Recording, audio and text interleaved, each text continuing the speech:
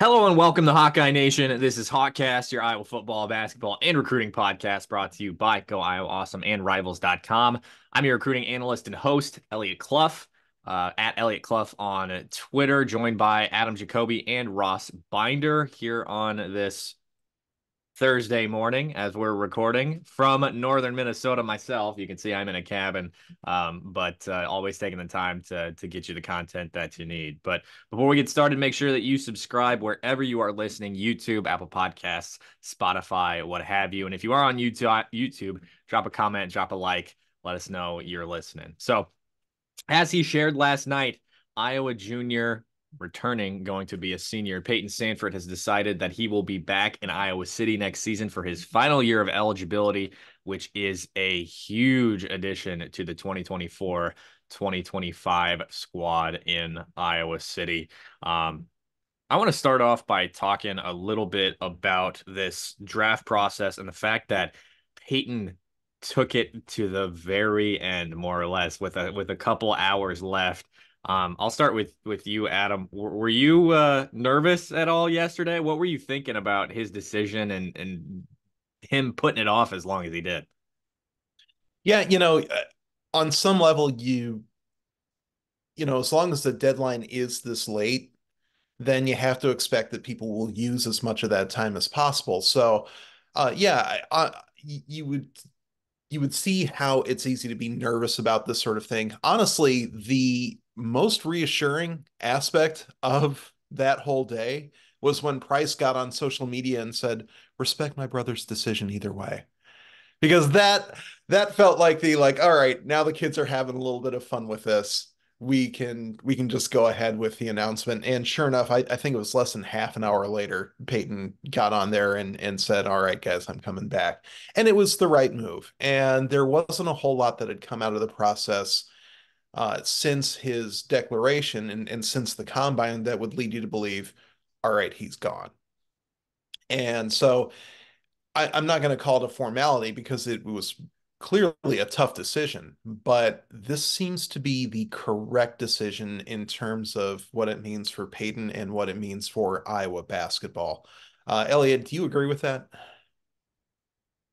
Yeah, I think when we're talking about the timeline of the decision, I was probably progressively becoming less certain as we got closer and closer to the deadline.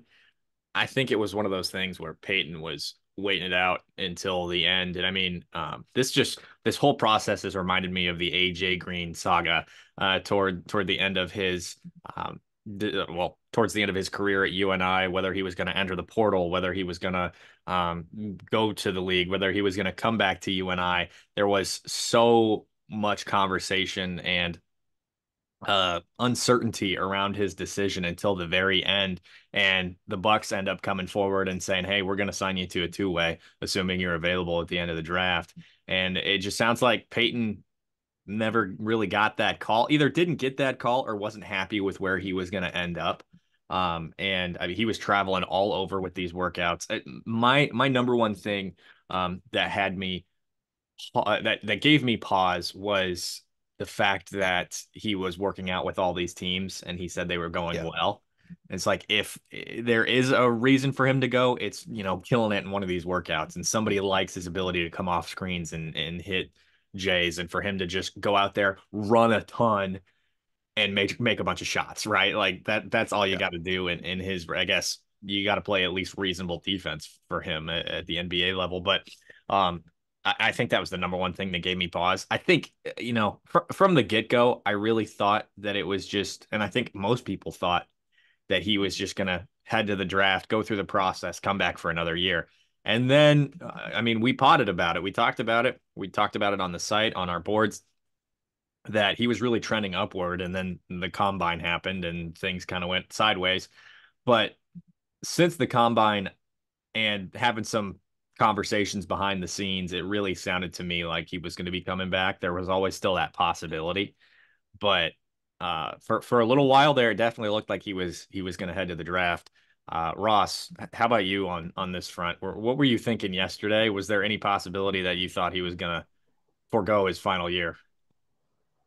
Yeah, I mean, I think I was kind of like you in that the longer he took to make that decision and the closer it got towards the deadline, I was like, maybe he actually is going to go because it's like if he was going to stay, why not just announce it? Kind of for me. And then with everybody else, during the day, because yesterday was the deadline, everybody else in that same situation where they had, entered the draft process but still had their eligibility to return or not. You kept seeing guy after guy announce their decision. I'm coming back. I'm going into the draft, etc. It's like, well, we're really down to just like Payton and like one other guy. Yeah, when I got to the evening, it's like, okay, where are we going here? Like after the combine, I felt a lot more confident that he was coming back because, unfortunately, didn't go that well for him. But like you said, he had a ton of individual workouts, and all it takes is, yeah, his shot wasn't falling at the combine, but maybe he's working out for the Trailblazers or whoever, and he just, is on fire. It's Peyton versus Michigan State 2 years ago, and he's just, unstoppable, draining every three he that leaves his hand. And if he has a workout like that, maybe some team's like, hey, yeah, I will take you at the end of the second round or something. But yeah, we don't know. Did that happen? Did that not happen? Was Peyton hoping for something better than that? TBD. Maybe we'll find out more from Peyton about the process later on. His comments last night were very succinct. He didn't really elaborate on what went into his decision. But yeah, he is coming back, which is, I guess, like you guys said, I think it's the right decision for him. It's definitely the most beneficial decision for Iowa, and I think we'll talk about that next. But for what that does for the team and the program next season is just massive. But yeah, in terms of the process and the decision making, yeah, I was getting a little nervous yesterday when we kept, we were under 2 hours towards the actual deadline when he finally did announce that he was coming back. It's like, man, we are taking this down to the wire, Peyton. So The other Yeah, and thing at I was just gonna say, guys like Mark Sears deciding they're coming back from Alabama. I don't know if Peyton was like waiting and seeing some of those guys get trimmed off the top and thinking, hey, maybe I can end up getting picked or end up signing a free agent deal because some of these guys are deciding to return. So that gave me a little pause too. It wasn't just thinking about these individual workouts, thinking about things that we didn't know about. Coleman Hawkins deciding to come back and then enter the portal. Go after him, Fran. Just kidding. But go ahead, Adam. So yeah, Ross, you mentioned those individual workouts happening, and I think the lowest point of my confidence that Peyton would be coming back was seeing him in the Golden State wearing the number 40 in particular, but seeing the pictures from that workout, and you just know that if he's over there in the Bay Area and he has one of those, 5 minute stretches where he just absolutely blacks out in a complimentary way. I assure you. But like you mentioned, the end of the Michigan State game, but we've seen him do it over and over again. Like basically every time that he heads to Rutgers, Peyton has a good game. So you can just imagine him having one of those days in front of an NBA team wearing NBA colors and thinking, yeah, I can do this. And so yeah, that and when he was feeling and his people were, feeling good enough to start putting those on social, I'm like, might be something to it. But not only is it, obviously better for Iowa basketball, and I think we all agree that it's going to be better for, Peyton just in terms of a situation where he can be on the floor for a lot of minutes, for a lot of games. This is probably the best move. And then one more thing on top of it, too. It might be the best move for him financially with NIL and especially with this NCAA settlement that's incoming and the early stages of schools being able to dictate where this money goes. But if you're on a two-way contract, that's low six figures, which I would not turn my nose up at, but I'm also not Payton Sandfort, right? And it's certainly at the low end of what pro ball can pay for you, but it's not at the low end of what college ball can pay for you, especially when you're as productive as Sanford is. So It's nice that Sanford doesn't have to think between money and not money for this decision. He can find the level of competition that's perfect for him in this year, in this season, and the money will take care of itself. So it's nice that this is a an easier decision for him to come back than it was for, say, Tyler Cook 5, 6 years ago. Speaking of money, I have a feeling, a lot of people will say, oh, the money doesn't matter. Well, one particular former Hawkeye from last season said the exact same thing. But I think it's clear with Payton that he could have gotten a lot of money from a different program had he decided to enter the portal, even to come back and enter the portal like Coleman Hawkins, uh, but decided to stick around Iowa. And that is, I think that's Payton Sandfort and Price to a T. I think that's the Sandfort family, the Sandfort brothers for sure. But speaking of Price, man, this does a lot for next year's team. We talked about this. I wrote about it. Why? What did you say when Adam when they brought in Jacob Gill and Brendan Sullivan? Raises the floor. Yep. That's a floor raising. This is a like floor. Oh, geez, I don't even know. Explosion, I guess, comparatively, because in a good way, because Peyton was and is the leader of this team, right? Captain coming back, best player, best scorer, tied for the lead in rebounds per game last season with Iowa. This guy will do anything and everything to win. He's best shooter on the team. Like with the transfers they brought in, he spaces things out.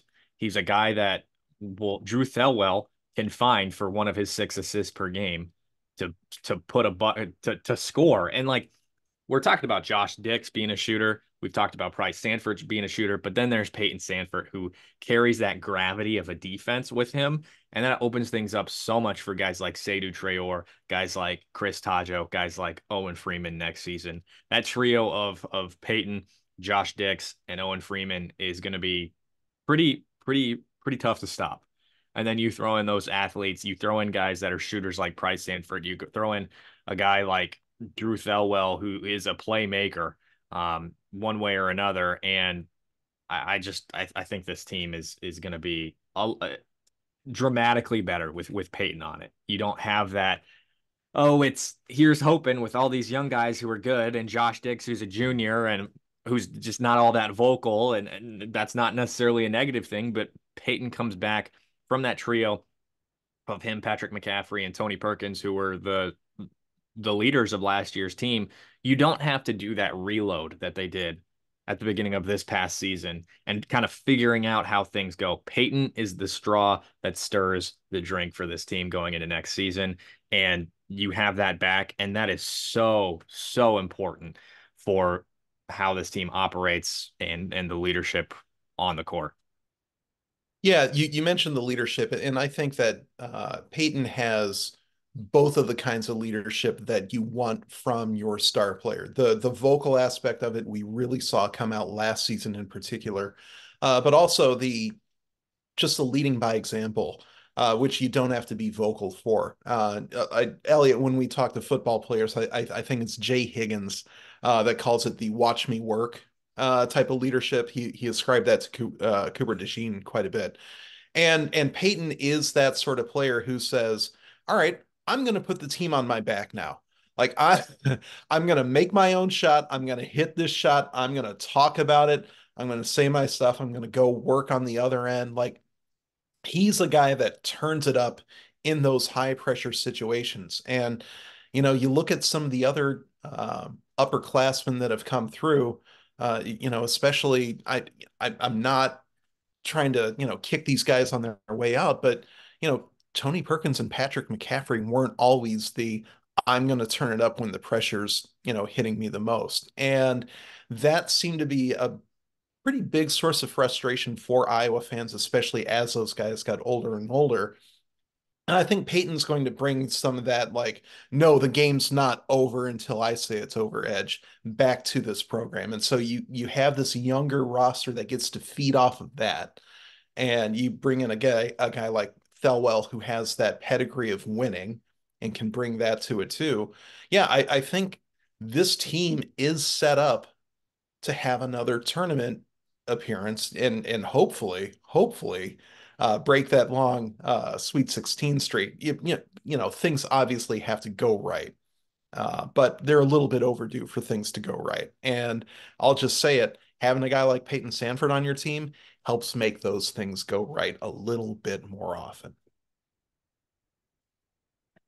Now, when we're talking about who is in the lineup, who starts, all of those things, we had that conversation, I don't know, a couple weeks ago, talking about the like guys like Drew Thelwell versus Brock Harding. I'm curious what you guys are thinking when we look at the lineup going into next season. To me, there's going to be about 10 guys that you can look to regularly contribute, maybe 9, depending on Cooper Koch and his strength. To me, that's really the number one thing is strength and defense for Cooper Koch because he's got the offensive skill set to contribute in year one. But when we're talking about that 9 or 10, it's Brock Harding, Josh Dix, Seydou Traore, Payton Sandfort, Owen Freeman, Drew Thelwell, Price Sandfort, Laji Dembele, Cooper Koch, Chris Tajo, and then the 11th and 12th guys, Evan Bronze and Riley Mulvey, who would probably be in if we see foul trouble for Owen Freeman and Laji Dembele. Otherwise, I think you can go small and have Tajo or Traore as your small ball 5 if you really want to. But either way, to me, the starting 5 is Thelwell, Dix. The small forward is the question. Is it Traore? And I've said it a couple times. Is it Tajo? Does Chris Tajo start at that small forward spot? Traore or Chris Tajo, Payton Sandfort, and then Owen Freeman. Do you guys agree with my thinking? Do you think Brock Harding starts? Like, where are you at with that? Now, I'll go to you here first, Ross. Yeah, to me, I think I'm looking at that, roster, and I see 3 lineup spots that I would write down in ink right now. Like Owen Freeman, yes, gonna start. Payton Sandfort, yes, gonna start. And then I would put Thelwell on that list too. You don't bring in a guy like that if he's not gonna start. To me, I just don't see him not starting. And you want his leadership and his experience on the court, I think, as much as possible. So those are the 3 I think that are locked in for me. So that leaves 2 spots where I think you're maybe writing in pencil for right now. And I would go with Dix in the backcourt. I think there aren't a lot of other great options there right now. And Dix last year, he had a breakthrough year. He really stepped it up, and I think the hope is that he takes it a step farther this season and gets even more consistent and more dangerous back there. And so, yeah, then it's down to that one last spot kind of in the forward rotation, like you mentioned. Is it Traore? Is it Koch? Is it Tajo? Is it Dembele? I think probably Dembele comes off the bench more likely. So it's Tajo, it's Traore. I guess I'm leaning Traore right now because he's got the benefit of that extra college experience over Tajo, but I think that's going to be a really fascinating battle to watch, during training camp.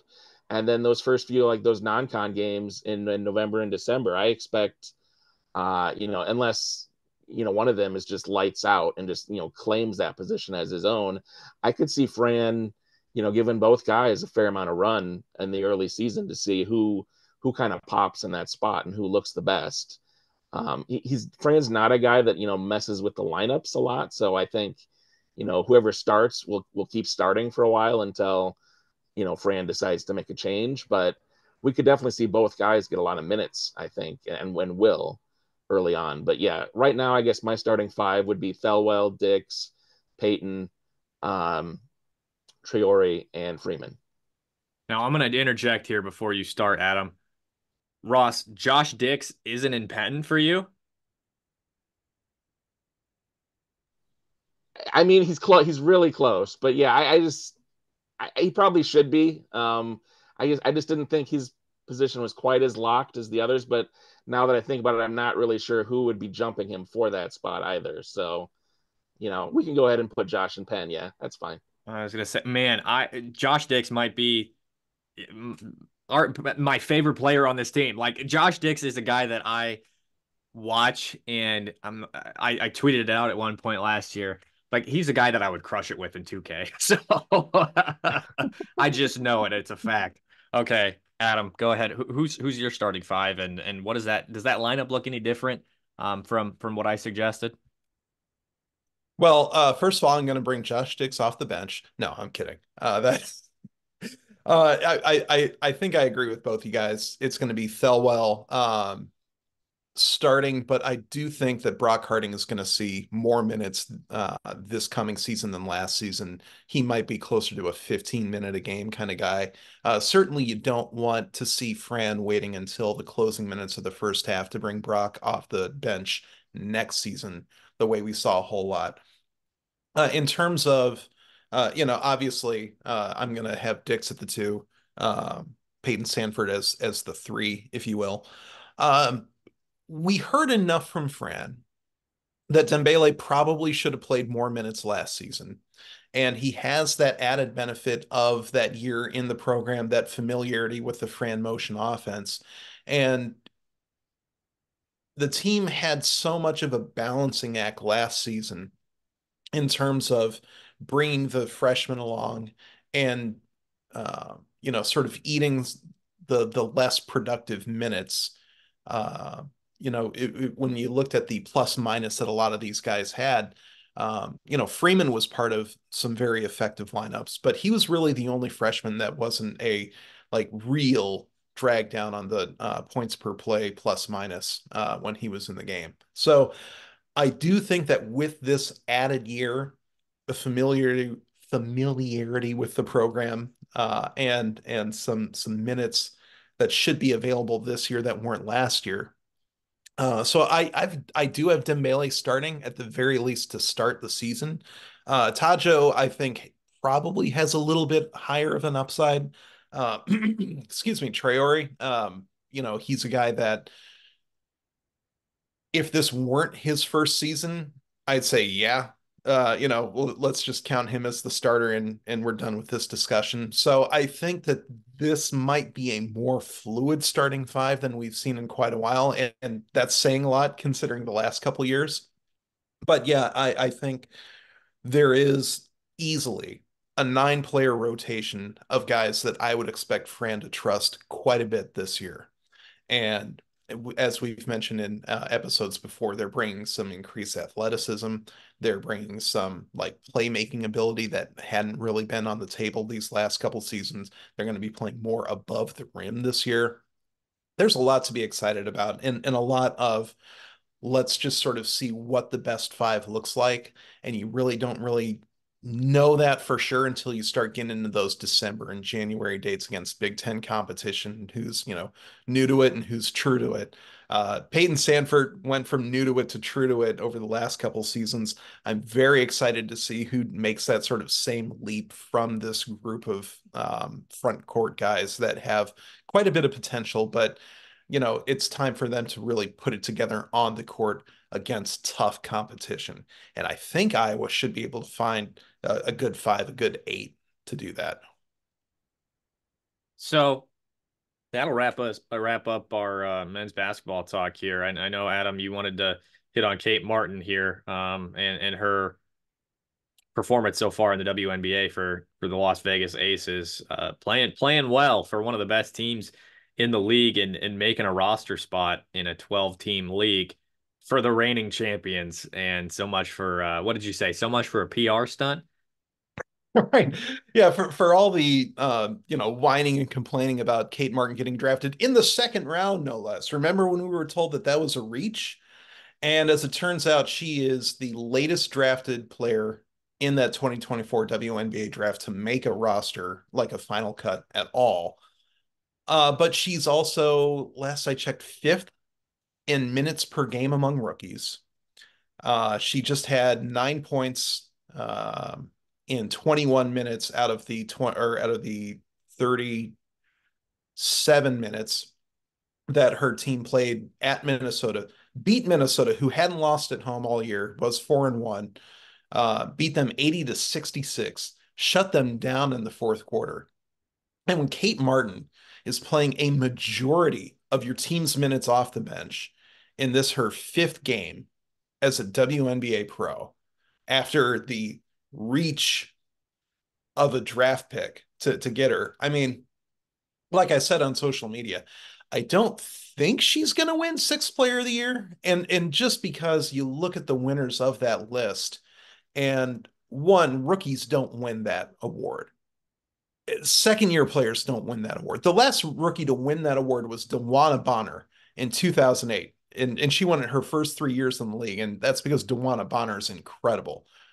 That's it. That was 15 years ago.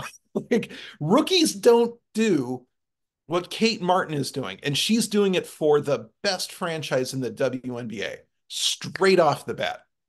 So it's a little bit hard not to get caught up in some you know, hyperbole is not even the right word here, because we're not talking about her as like a future Hall of Famer, but just sixth player of the year is not something that a rookie who got drafted in the middle of the second round does in a league like this. It just doesn't happen.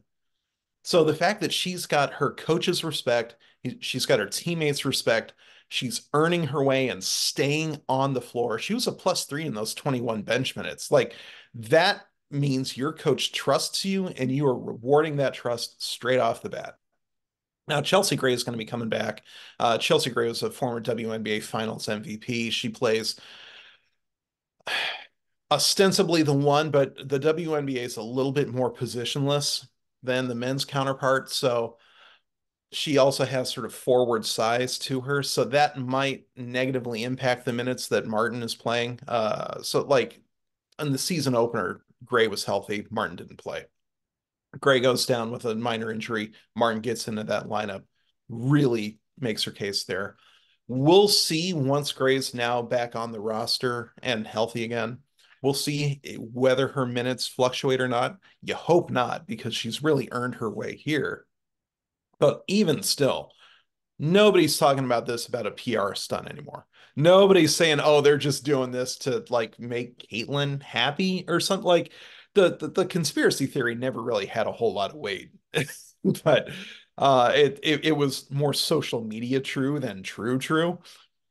But regardless, it's been great to see that this wasn't just Caitlyn and four girls, like you saw some, lazier national media pundits saying. Like, last year's team was Caitlin Clark, who is obviously all everything, and also future WNBA. I'm gonna just go ahead and say now she's a future WNBA mainstay, Kate Martin. Like, she was part of that success too. Because basketball is a team sport. You don't get as far as the Iowa women did last year without a team effort, without great coaching, without everything that goes into basketball, and not just one person shooting from 30 feet. Like, that narrative should be tired, dead, and done now. That last year's team for Iowa was great because of the multiple players on it, up to and including Kate Martin, who is proving it at this level too.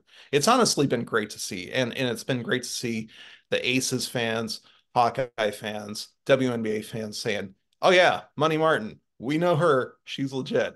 Guys, what's it been like for you guys to watch these early few games and to see Kate Martin? I mean, one, wearing a different jersey than Caitlin Clark, but two, really making a name for herself quicker than a lot of people, myself included, expected. The one quick thing that I'll say, because I haven't been watching a ton of WNBA yet, is I think there was a large contingent of Iowa fans, maybe even Iowa media, that didn't think Kate was going to be around on a WNBA roster very long. We were talking about her coaching very quickly Mm-hmm. after her WNBA career, Oh yeah. however long it lasted. We were talking about her coaching more than her playing, more frequently than not.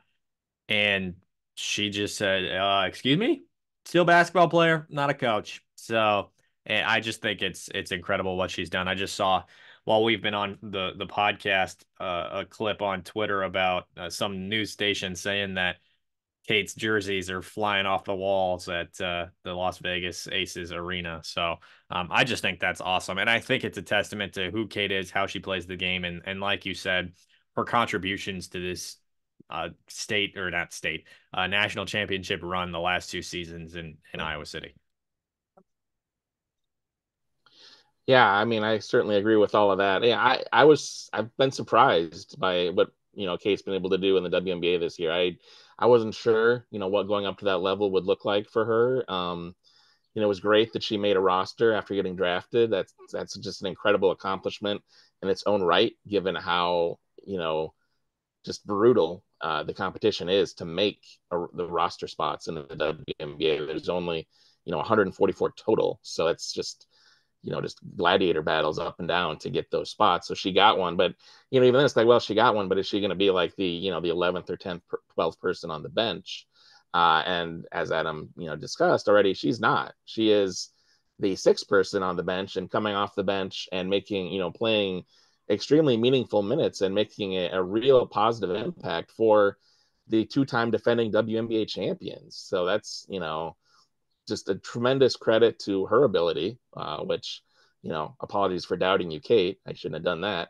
And her ability to fit in with the new team and, contribute at that, top level like she has is hugely impressive. We'll see if that can continue. Like Adam said, once the Aces have a fully healthy roster, that was likely going to impact her opportunities. But I agree with Adam too. That she's proved that she can play and contribute at that level. So I think she will continue to get opportunities in some form or fashion, which is just really phenomenal to see.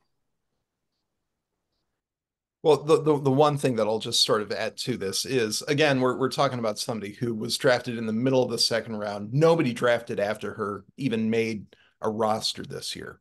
And again, rookies, much less rookies who get drafted in the middle of the second round, don't win sixth player of the year. And I'm not saying that Kate's going to do it this year because, again, I'm not quite that optimistic that this is going to hold up over 40 games, but this is a level of play that players who are drafted where Kate Martin is drafted, even if people don't think it's a stretch, this is a level of play that they just don't hit straight out of the gate historically in a league that's as stacked as this, Ross. Like, again, there's only 144 roster spots.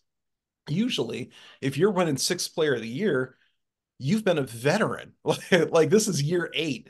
And like you're learning how to play at this super high, like coachable level. And so for Kate Martin to be trusted enough, not only by a WNBA staff, but by a Becky Hammond staff as a rookie, as a second rounder. I mean, this is a credit and testament to Kate Martin's ability to play championship basketball, but also the coaching job that the Iowa women did, like Lisa Bluter, Jan Jensen, up and down the list. You know, they got her ready to this point. They got her to the point where she's a knockdown shooter on the perimeter, that she can, I don't know, hit step back fadeaways over Paige Buckers in the Final Four. Like they helped make her a WNBA player. Like that's a testament to not only Kate's coachability, but the coaching that she received too. So what a billboard, what an endorsement. Not only just like, okay, you can show up and be Caitlin Clark and be good enough to make it to the WNBA, but this is real actual development that happened in front of everybody's eyes. And recruits are watching that and saying, oh, I could be that. I could do that. Before we get out of here, a couple things to promote going on iowa.rivals.com. Camp season is quite literally right around the corner. Starting off on Saturday and Sunday, I will be at Iowa State on Saturday as Iowa's prospect camps are not open to the media.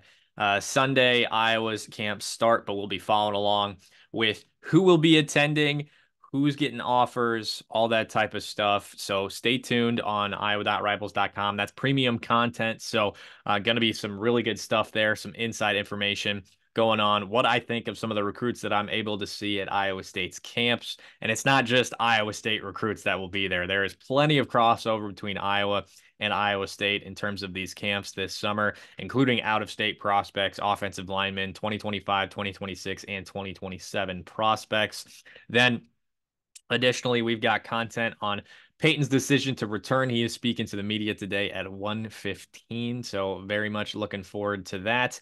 I will be on that call with Payton. And then additionally, what was the other premium thing that we have going on? Official visits are coming up. Was that it, Ross? Basketball offers. There's a ton of those that just went Yes. out.